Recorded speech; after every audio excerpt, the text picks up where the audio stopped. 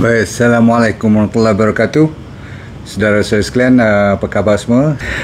Apa pun yang penting malam ni kita lebih ingin mengingati diri kita. Kalau dah pergi hari-hari kenuri kenara macam ni, memang dia punya kolesterol tu kalau salah-salah hari bulan akan meningkat. Faham? Okey. So kita nak cerita tentang kolesterol. Okey, pada malam ini kita dah cerita tentang diabetes banyak kali, cerita tentang high blood pressure pun kan, tapi ada satu lagi dia punya, orang kata apa, rakan seperjuangannya. Mereka tiga ni serangkai kolesterol yang paling, orang kata apa, lebih senyap daripada dua-dua lagi. Maksudnya kalau high blood pressure pun boleh tunjukkan stroke ataupun heart attack, diabetes boleh tunjuk dengan potong kaki, dengan kebas, dengan mata tak nampak semua tu. Tapi kolesterol ni adalah yang orang panggil musuh dalam selimut sebenarnya. You kena tengok betul-betul, sebab dia boleh tinggi resultnya, tetapi kalau you tak sedar, bila dia dah tembak nanti, dia akan ada dua yang kita takut juga, iaitu satu dipanggil heart attack atau cardiovascular problem, nombor dua ialah dia panggil stroke. Dia pergi ke bahagian orang panggil otak. Faham Sebab dia boleh, satu perkataan yang selalu kita belajar kat sekolah pun, namanya atherosclerosis tu, asal-usulnya kita kena tengok apa yang berlaku pada kolesterol kita. Tapi sejak kebelakangan ni ramai orang telah confuse, betul tak? You telah menjadi, orang kata apa, agak pening kepala. Yang mana yang betul ni? Kolesterol tinggi ke okey? Kolesterol tengah-tengah ke, normal ke, ataupun rendah ke okey? Sebab orang kata sekarang kalau ambil benda-benda yang kolesterol tinggi yang berminyak, especially good fat, very good kan. Kalau makan jenis yang ada satu diet yang boleh makan banyak bahan-bahan yang berlemak baik tu, okay, no problem. Jadi persoalannya, kita kat Malaysia makan banyak lemak baik ke lemak yang kurang baik? Cuba you fikir-fikirkan. Ini kita nak mukadimahkan supaya you dapat tangkap cerita. Ada lagi satu perguruan ataupun jenis, selalu saya kata mazhab, tentang diet, tentang pemakanan ni, yang kata langsung tak boleh ambil yang tadi tu tak boleh ambil karbohidrat pun satu cerita. Yang ni pula langsung tak boleh ambil minyak langsung pula. Maksudnya yang orang kata apa, opposite, berlawanan sangat. Satu boleh ambil fat, satu tak boleh langsung ambil fat. Satu boleh ambil karbohidrat, yang ni tak boleh ambil langsung karbohidrat. Habis macam mana? Ada pula satu lagi, makan daging saja, makan paleo, maksudnya jenis yang macam jadi orang-orang yang suka makan daging je. Macam mana tu? Jadi tuan-tuan sekalian, malam ni dengar elok supaya kita boleh belajar. Dan kita mulakan dengan Bismillahirrahmanirrahim. Kalau sudi tolong share, sebab ramai yang perlu tahu. Itu saja. Bagi saya minta tolong you all, tak ada lain. Biar saya sampaikan ilmu, you relax, dengar, ambil nota, lepas tu cuba amalkan yang mana you rasa serasi dengan you. Saya ulang, yang mana serasi dengan you. Sebab banyak yang saya nak bagi ni, kadang-kadang tak semua you boleh ikut kan. Tapi kalau boleh ikut at least 50% daripada apa yang saya cerita setiap malam, saya percaya you tidak akan rugi. InsyaAllah saya doakan anda dapat apa orang panggil rahmat dan juga hidayah, supaya dapat terbuka hati bagi mereka yang terlalu degil. Dah naik high blood pressure, dah naik glukos, naik pula kolesterol. Saya rasa alamat-alamatnya, petandanya cukup banyak nanti. Baik, antaranya kita kena tahu dalam body kita, you nak tak nak kolesterol ni, nak tengok betapa mustahaknya kolesterol dalam badan kita. Dia amat mustahak, dia diperlukan sangat, sehingga kan dia panggil essential fatty acid. Essential tu maksudnya amat diperlukan. Okey, berarti kalau you tak ambil langsung, dia akan keluar juga. Sebab body kita akan mengeluarkan hampir 3000 mg satu hari. Banyak tu. Dan liver saja keluarkan hampir 2000 mg setiap hari. Okey, maksudnya banyak dia kena keluarkan, sebab keperluan daripada otak sampai ke kaki, terutama sekali semua sel-sel kita, terutama sekali dia punya membrane tu, sel membrane tu, dia punya selaput, setiap sel kan ada dia punya selimut dia, cover dia tu, itu saja diperlukan kolesterol. Ada lagi lah kolesterol untuk hormon, ya. Kalau you tahu body kita tadi, kalau kolesterol keluar, daripada intestine pun boleh absorb lagi kolesterol. Dan kita ambil daripada makanan pun, banyak mana kita makan pun dia ambil cuma lebih kurang 20% je. 25% paling tinggi, yang 75-80% semua body kita keluar sendiri. Jadi kalau you tak ambil sebarang fat pun, jangan risau. Sebab body kita tahu macam mana nak keluarkan kolesterol tu. Berarti kalau banyak kolesterol yang ambil, kurang dia keluarkan kilang-kilang daripada, saya kata apa, liver dan small intestine tadi. Faham? Tapi kalau kita macam berpuasa, jadi dia keluarkan, dan dia, orang kata apa, terpaksa buat kerja keras sedikit untuk buat hormon, untuk buat vitamin D. Semua ni perlukan kolesterol. Vitamin D yang saya duk cakap terkena matahari, tapi kalau tak ada kolesterol badan kita tak boleh langsung. Sebab tu kolesterol tak boleh zero dalam badan kita. Ataupun nak keluarkan bile, hempedu, tahu hempedu tak, yang hijau tu daripada liver tu, kalau tak ada bile ni kita tak boleh absorb lemak-lemak dalam badan kita, dan vitamin, mineral, terutama sekali fat soluble vitamin tak boleh langsung. A, D, E, K langsung tak boleh. Sebab apa? Bile tak ada. Lagi satu, kita untuk saraf pun perlukan apa dinamakan kolesterol ni. Jangan main. So kolesterol, kalau you kata semuanya jahat, saya rasa salah. Ada yang nakal, tetapi keseluruhannya Tuhan jadikan kolesterol bukan untuk tujuan yang memudaratkan, yang menjadikan kita bermasalah dengan kolesterol sampai jadi stroke ataupun menjadi, orang kata apa, heart attack semua tu, atau blok-blok arteri kita tu, adalah disebabkan kita terlalu banyak ambil, orang kata apa, kolesterol yang they call it bad cholesterol. Nanti saya cerita. Okey, tapi yang penting total kolesterol, kalau you tak ingat tak apa malam ni, bila you senang, you pergi check balik rekod you lama-lama. Saya percaya apabila you dah ikut saya punya program ni, you mungkin teringin lah nak pergi buat blood test yang orang kata berbasic. Sekurang-kurangnya dia ada hemoglobin, ada kolesterol, ada glukos, ada liver function, ada kidney function, dan sedikit urine test. Itu buat basic dulu, boleh-boleh. Okey, sekurang-kurangnya ada GFR, dan semalam saya ajar HbA1c. Kalau atas pada umur 40 tu, you kena ada rekod ni sekurang-kurangnya setahun sekali. Boleh ikut tak? Sebab apa? Kita nak tengok dia punya improvement ataupun dia punya trend, dia punya graph tu sama masih ataupun makin lama makin meningkat atau masih steady. Itu you akan jadi seronok sebab you tahu apa yang berlaku dalam badan kita. Asyik tengok cermin je tak cil lah. Mana kita nampak apa berlaku dalam darah kita, betul? Jadi kalau bawah pada total kolesterol bawah dari 5, you okey. Selalunya orang-orang macam saya, anda yang dah berumur sikit tu, kalau makan lebih-lebih sikit pergi kenduri macam ni, check, kadang-kadang naik 6, kadang-kadang 6.5. Kalau 7 tu dah mula tinggi sangat lah. Faham? Dia punya millimole per liter. Okey, tak apa. Dalam result you, dia ada tulis dalam kurungan nanti. You tengok julat dia daripada A ke B, you masuk dalam ruang yang normal tu, safe. Tinggi sikit, borderline ke terlepas sebelah kaki pun, you jangan panik nak makan statin ke apa-apa ubat anti kolesterol ya. Hati-hati ya. Pernah dengar perkataan statin tak? Okey, jangan terlalu senang nak makan ubat. Okey, jaga baik. Nombor 2, ada di bawah kolesterol ni. Kalau you nak faham kolesterol tu apa, pendek cerita, orang kampung kata lemak lah dalam badan kita. Dia berbentuk macam wax, macam orang kata apa, melekat-lekat macam lemak yang macam bergetah tu. Itu waxy dalam bahasa Inggeris. Dia waxy. Ada LDL dan ada HDL. Okay, LDL tu selalu orang kata bad cholesterol. Saya dah kata tadi, tidak ada kolesterol yang jahat. Dia pun ada tugas dia. Cuma kalau terlalu banyak, badan kita inflamed, maksudnya badan kita terlalu inflamasi, ada banyak masalah, ada radangan banyaklah badan kita, selalu berjangkit, ada kuman, ada virus, selalu sangat sakit. Dia senang merosakkan pembuluh darah. Kat situ LDL akan mainkan peranan. Dia cuba pergi tampal-tampal tempat-tempat yang dah mula rosak seperti leaky gut dan sebagainya. Itu pun dia pun mainkan peranan juga untuk jaga lining semua tu. Asalkan ada lapisan luar je, membran je, dia akan tolong bantu.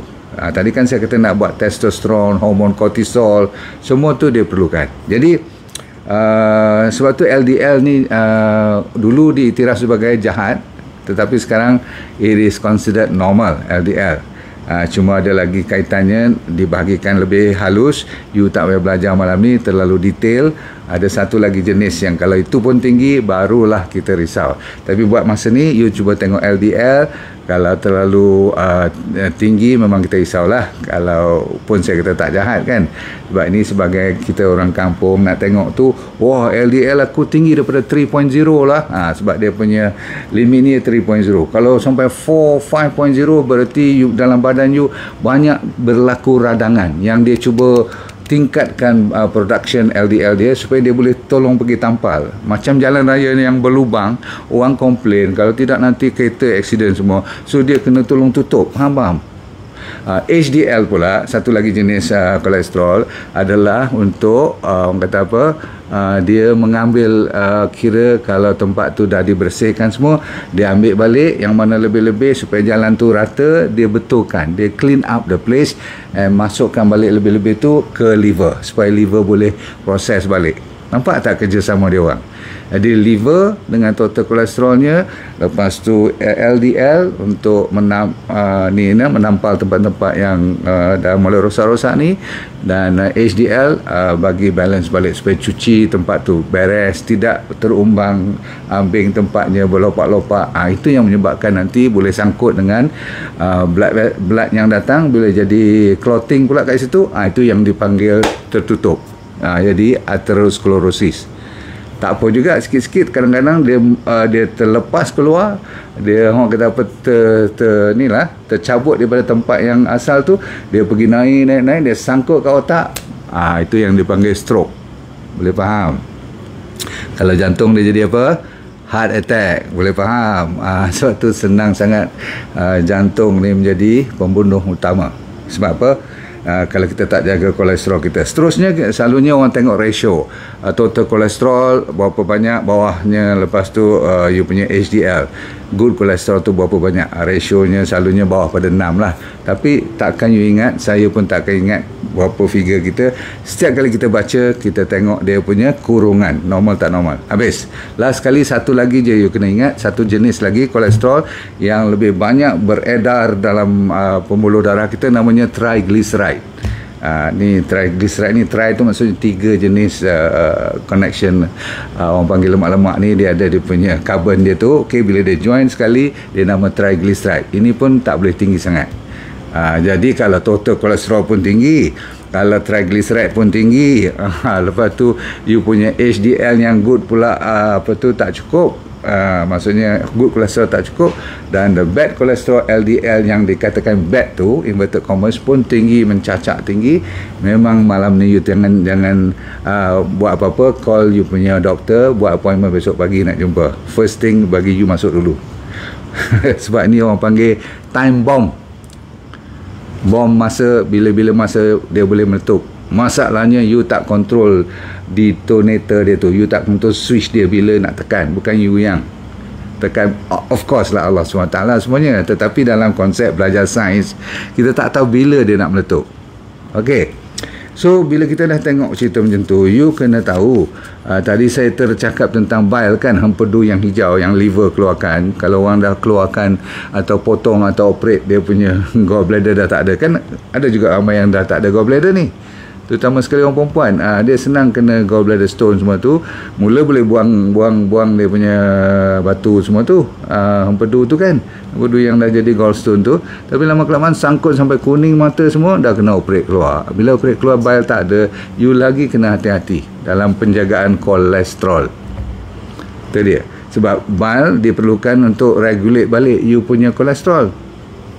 Kalau bile tak cukup, yang hempedu tu, yang hijau tu kan, dia punya cecair tu, kalau tak cukup, bile kita tu tak boleh menghadamkan lemak. Satu, nombor dua, dia tak boleh menurunkan kolesterol.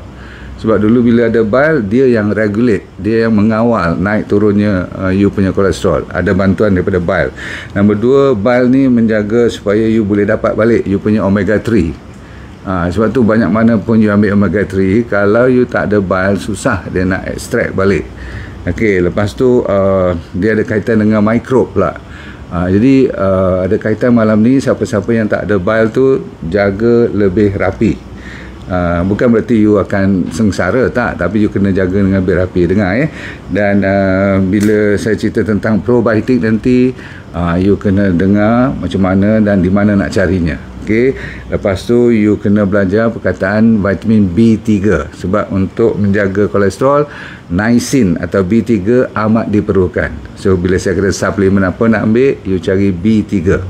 Okey, ni kena cari sendiri. Saya tak keluarkan B3 ni. So, tapi niacin is very important. Dan selalu saya sebut perkataan TUDCA, TUDCA. Mungkin saya kena import lah untuk you all ni, sebab susah sangat. Ramai orang kata susah, takut tak halal dan sebagainya. Betul juga kan? Saya tolong check untuk anda. Namanya TUDCA. Masih ada kat online sekarang. Ini semua untuk jaga liver supaya dia tidak rosak dan boleh keluar bal dengan cantik. Maka bila cantiknya bal, kolesterol you boleh dikontrol. Saya ulang, sebelum kita cerita tentang makanan, sebelum kita cerita tentang makanan, resepi, saya nak bagi semua tu sekejap lagi supaya menurunkan kolesterol. Tapi kalau bal ni dah mula berterabur awal-awal dalam badan kita, maka tak guna kita jaga makanan kat luar sahaja. Faham? Okay, so cukup untuk sains dia. Sekarang tiba masa yang lebih mudah you faham.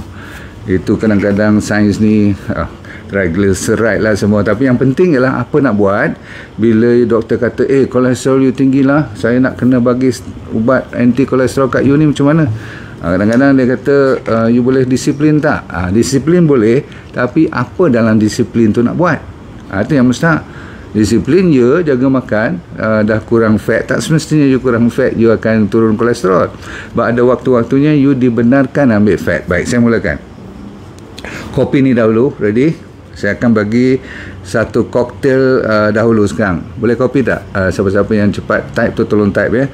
Ambil ni, okay, ginger. Dengar, ginger tu apa? Halia, lebih kurang 1 inci. Garlic, dua rumpun, 2 clove, apa tu, bulb, faham dua rumpun lah. Satu rumpun tu kadang-kadang ada 3-4, ada yang 4-5, bergantung besar kecil.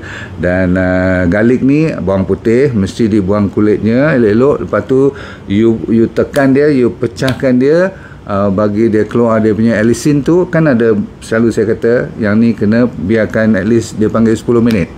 Jangan cepat-cepat nak buat dia punya koktel ni. Saya nak bagi koktel ni, biar dia keluar dulu dia punya allicin tu, biar berair mata you, tak payah dekat-dekat. Lepas tu siapkan lemon sebiji, lemon kuning tu. Lepas tu cinnamon yang jenis bukan daripada Vietnam atau Indonesia punya, ambil yang Sri Lanka punya. Kalau you pergi kat kedai, ada yang macam gulung banyak-banyak, yang bila tekan sikit dia senang patah, itu betul. Tapi kalau you kena ambil hammer baru nak boleh patah tu, nak pecah patah 2 ke, itu bukan yang saya nak malam ni. Saya nak yang lembut, yang Sri Lanka mari punya. You buat tu untuk you buat masak periuk dahulu. Senang. Masak periuk maksudnya you dah potong halia, buang kulit, you dah siapkan bawang putih, buang kulit, dah tumbuk, bagi lenyit-lenyit dia sikit biar dia pecah. Lepas tu cinnamon you patah-patahkan. Apa you buat? You masuk dalam air lebih kurang 4 cawan atau lebih kurang 1 liter. You rebus dia sampai lebih kurang 50%. Faham? 50%. Bila dah nampak dia kurang air 50%, apa you buat? You masukkan lemon. Sebelum lemon tu yang lebih keras tu apa dia tadi? Cinnamon. Kayu manis tu masuk dulu, biar lagi 5 minit, lebih kurang dia dah masuk serap dia punya cinnamon tu, kayu manis tu. You tutup api. Masa tutup api tu you masukkan you punya lemon. Faham? Lemon. Okey. Dan lemon tadi tu you boleh perah dulu sikit, tetapi kulit-kulitnya jangan buang. You kena masuk dengan kulitnya sekali. Basuh elok lah. Dah siap? Bila dah siap tu nanti dah tinggal lebih kurang cuma 1,5 cawan agaknya, lebih kurang. Okey, apa you buat sekarang? You blend. You blend tu maksudnya you buat macam shake lah, macam milkshake. Bukanlah milkshake tu, buat macam milkshake. Masa ni you selalunya orang dah nampak dia suam-suam, dia dah nak minum, dia masukkan honey pun boleh, dia masuk bee sweet pun boleh. Terserah. Kalau you boleh minum yang masa-masa pahit-pahit sikit tu, silakan. Tapi saya selalu bubur bee sweet lah. Ataupun kalau ada honey pun jangan ambil yang fake punya. Takut sekarang ni semua dia masuk pakai yang gula pula tu. Siap. Yang ni satu yang terkenal, dah beribu tahun orang pakai cerita ni. Saya pun jangan cerita pada you all. Secret lemon, garlic, ginger, honey dan cinnamon ni adalah asal-usulnya daripada India. Orang-orang Ayurvedic medicine yang pakai ni dah lama. Kita pun ada pakai ni, tapi selalunya kita campur buat teh halia atau teh bawang putih pun jarang kan. So malam ni kita pakai 1, 2, 3, 4, 5, sebenarnya 4 je. Honey dengan bee sweet tu optional. Kalau you tak boleh minum sangat rasa pahit baru masukkan. Yang penting, siapa dah tulis tadi tolong, ginger, halia, yang besar, garlic, bawang putih, lemon dan cinnamon, kayu manis. Itu satu cara. Cara kedua ialah you ambil CoQ10. Pernah dengar CoQ10 tak kan? Okey. Dan omega 3. Yang tu kita boleh dapat daripada sacha inci oil lah pun boleh. Sebab apa? Kita nak kurangkan masalah radangan dalam badan kita. Itu sebenarnya penyebab utama kenapa kolesterol kita selalu sangkut-sangkut, dan dia boleh naik sebab ada gangguan radangan dalam badan kita. Saya ulang lagi sekali, CoQ10, ataupun kalau tak ada CoQ10 you ambil omega 3. Okey, omega 3 selalunya datang pada DND 369 sacha inci oil. Okey, kalau you boleh dapat tu, dan kita tutupkan dengan D3K2. Very important. Semua ni untuk menjaga kesihatan liver you yang paling mustahak, dan sel-sel you semuanya memerlukan vitamin D3K2 untuk hidup. Okey, baik. Sekarang tibanya saya bagi 7 yang kita janjikan, yang lebih cepat. Tadi nak kena masak, nak kena buat masak periuk semua tu. Jadi saya nak you belajar satu yang mempercepatkan proses kita ialah fiber. Semua yang ada serat, ada macam bersabut lah makanan kita tu. Maksudnya seperti yang paling top dalam list yang saya belajar ialah oat. Oat yang tidak ada gula, tidak ada campur apa-apa, yang you nak campur dengan santan nanti boleh, ataupun lagi sekali nak maniskan sikit dengan kurma atau dengan pisang, boleh you makan. Okey, ini makanan-makanan untuk mengurangkan kolesterol secara alami, tanpa you fikir nak cari, susah sangat lah nak prepare. Kan senang kalau buat oat ni. Semua boleh ingat oat. Satu. Yang famous nombor 2 ialah jenis-jenis lentils. Jadi kita orang Malaysia kalau dal, okay, good. Cuma jangan makan dengan roti canai. Itu masalahnya. Sebab apa? Roti canai sedap lah, tapi dia tepung kan, all sugar dan all carbohydrate yang refined, seperti yang bertepung, semua tu tak boleh lah. Jadi roti semua tak boleh. So dal tu you nak makan apa? Makan dal sajalah. Boleh tak? Okay. Ataupun buat bali. Bali yang lagi sekali semua ni tak ada gula. Bali kosong, you nak buat, nak makan dengan bali tu sendiri dengan airnya pun no problem. Very good. Kacang kuda boleh. Okay. Semua-semua ni banyak serat. Saya bagi cerita tentang yang banyak serat, tidak lain tidak bukan ialah green leafy vegetable. Lagi sekali, takkan gagal kalau you ambil sayuran-sayuran yang menghijau. Tak kira lah sayurnya apa pun, kan kita kan DND diet banyak buah-buahan dan sayur-sayuran. So tak salah you ikut DND diet. Cuma disebabkan DND diet tu benarkan you karbohidrat, selalunya orang ambil kesempatan yang banyak salah lah. Sebab dia ambil nasi sebab doktor kata boleh ambil karbohidrat, padahal saya dah kata nasi putih is very dangerous. Okay, kecuali kalau you nak makan juga, bagi sejuk dulu ataupun buat nasi lemak. Okay, itu pun sekali, sebab nak turunkan kolesterol ni dulu. Kita tengok apa berlaku dalam sebulan ni. Okay, boleh sebulan je try. Kalau turun, you decide lah, lepas tu buat keputusan lah, sama ada nak sambung ke ataupun nak rombak sedikit gaya hidup you. Lepas tu nuts and seeds, semua jenis kekacang dan bijirin-bijirin yang masih lagi organik lah kalau boleh. Tapi selalunya yang famous, kita minta you ambil walnut, almond, pistachio, cashew nut. Sebab dalam tu you kena hati-hati, sebab dia pun tinggi dengan minyak juga. Dia ada oil, jangan terlalu lebih pada 2 genggam ke satu hari. Lepas tu chia seed dengan flaxseed. Yang terutama sekali kita biasa dengan chia seed lah, boleh. Lagi kalau ada soybean yang organik, yang bukan GMO punya, you kena cari, ada jual kat kedai-kedai organik. Ataupun you suka kidney beans, tahu tak, bila kita pergi breakfast kat semua tempat hotel-hotel, at least yang 3-4 star pun dah ada kidney beans, ya. Okey, yang tu ambil kidney beans tu, right? Makan dengan you punya, selalunya datang dalam salad bowl lah, dengan salad sekali. Tetapi tolak tepi mayonnaise dengan Thousand Island, selalu ada tepi tu, tahu tak? Okey. Tadi saya makan kat hotel mana? Raya Hotel kat Halo Star. Mungkin you pernah pergi kan dekat airport tu kan. Dia pun ada semua supply ni. Okey. So avocado seperti biasa dia famous. Lepas tu apple, pear, strawberry dengan raspberry. Semua berry-berry ni bagus, kecuali tengok basuh tak basuh dulu, sebab dia yang paling banyak di spray pun. Kenapa apple dan pear ni, selain daripada dia bagus untuk serat, dia ada satu bahan nama pectin.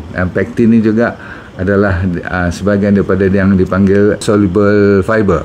Selalunya insoluble, dia datang daripada jenis-jenis macam beras perang kan, kat luar-luar tu.